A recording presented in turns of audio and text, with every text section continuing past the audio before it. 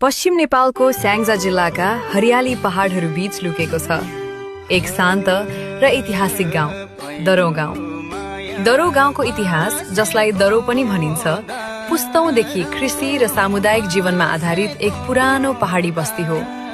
यहाँका डाँडाकाँडा र खेतबारीले समयको कथा बोकेका छन्।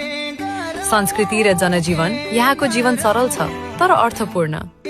चाडपर्व, मेलापात र आपसी सहयोग नै दरौंको पहिचान हो। पाहुनालाई सम्मान गर्नु यहाँको संस्कार हो। थाप्ले डाँडा दरौं गाउँमाथि उभिएको थाप्ले डाँडा पहिले स्थानीयहरूको ध्यानस्थल थियो। समयसँगै यो ठाउँ शान्ति र सौन्दर्य खोज्नेहरूको गन्तव्य बन्यो।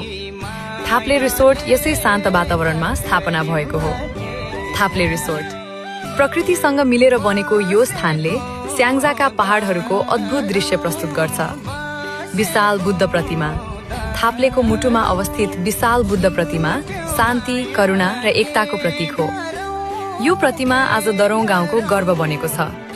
दरौं गाउँ र थाप्ले केवल गन्तव्य मात्र होइनन्, यी स्थानहरू संस्कृति, आस्था र प्रकृतिको सुन्दर सङ्गम हुन्।